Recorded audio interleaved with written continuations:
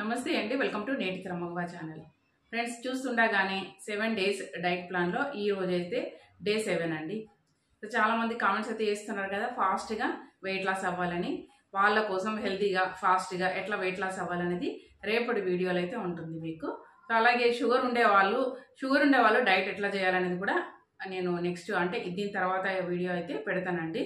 తప్పకుండా చూడండి. పీసీఓడి తగ్గడానికి షుగర్ ఉన్న వాళ్ళు ఎలా డైట్ చేయాలి, వెయిట్ లాస్ ఎవరైతే ఫాస్ట్గా తగ్గాలనుకుంటారో వాళ్ళు ఎట్లా చేయాలి హెల్తీగా, ఈ 3 వీడియోలు అయితే మీకు రేపటి నుండి అయితే లైన్గా వస్తుందండి డే బై డే. సో ఈ రోజు అయితే డే 7 అండి.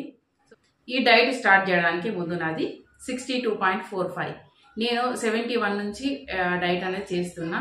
అయితే ఈ డైట్ అయితే నాది కాదు, అంటే నేను ఈ డైట్ చేసేదాన్ని కాదు. ఈ డైట్ అనేది నేను మీకోసం, ఎవరైనా ఫాస్ట్గా వెయిట్ లాస్ అవ్వాలనుకునే వాళ్ళ కోసం అయితే ఈ డైట్ స్టార్ట్ చేసిన.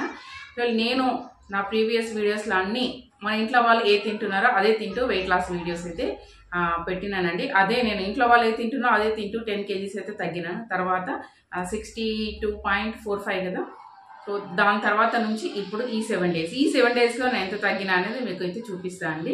వాయిస్ క్లారిటీగా రావట్లేదు అంటున్నారండి. ఇది బిల్డింగ్, పిల్లలు అయితే చాలా అల్లరి. హాలిడేస్ ఉన్నాయి కదా, బయట ఆడుతుంటారు, సౌండ్స్ వస్తూనే ఉంటాయండి మా బిల్డింగ్లో. అందుకనే నేను ఎంత క్లియర్గా చేసినా ఎట్లా చేసినా బయట సౌండ్స్ వస్తే డిస్టర్బెన్స్ అనేది ఉంటుంది. సో ఏమనుకోవద్దండి.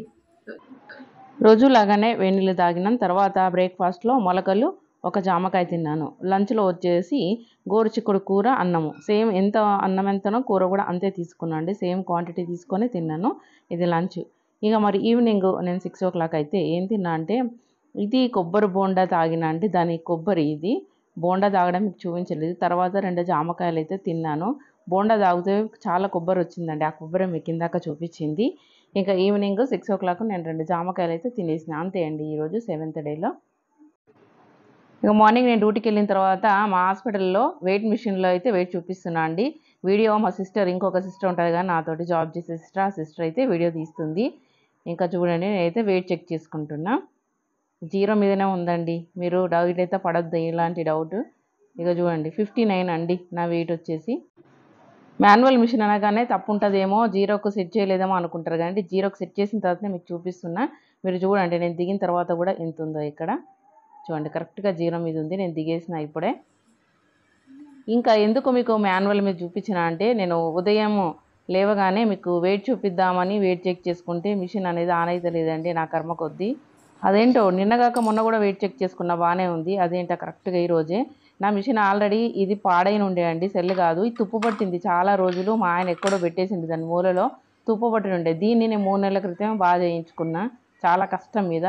ఇదంతా తుప్పు పట్టింది, ఇలా స్ప్రింగ్ కూడా ఊడిపోయింది. రిపేర్ చేస్తే వాళ్ళ కష్టం మీద రిపేర్ చేసి ఇచ్చారు నాకు. చూడండి, తుప్పు పట్టి లోపల స్ప్రింగ్ కూడా పోయింది. ఇంకా ఏముంది, నేను మా ఆయన సెల్లు పోయింది ఏమంటే, సెల్లు కాదు, సెల్లు కొత్తయే కదా, నేను రిపేర్ చేయించిన రోజు సెల్ వేసిన. నా బాధ అంతా ఏంటంటే, ఒక్క రోజు వచ్చేసి తర్వాత అవి పాడైపోయినా ఏం కాకపోయేది. ఎందుకంటే మీరు అనుకుంటారు కదా, కావాల్సి చూపిస్తలేదేమో అనుకుంటారో ఏమనుకుంటారో నాకు తెలియదు. నాకైతే చాలా ఎట్లనో మనసు అంతా అసలు బాగాలేదు. వాడక మూలకు పెట్టడం వల్ల చూడండి, ఇది కూడా తుప్పు పట్టిందండి.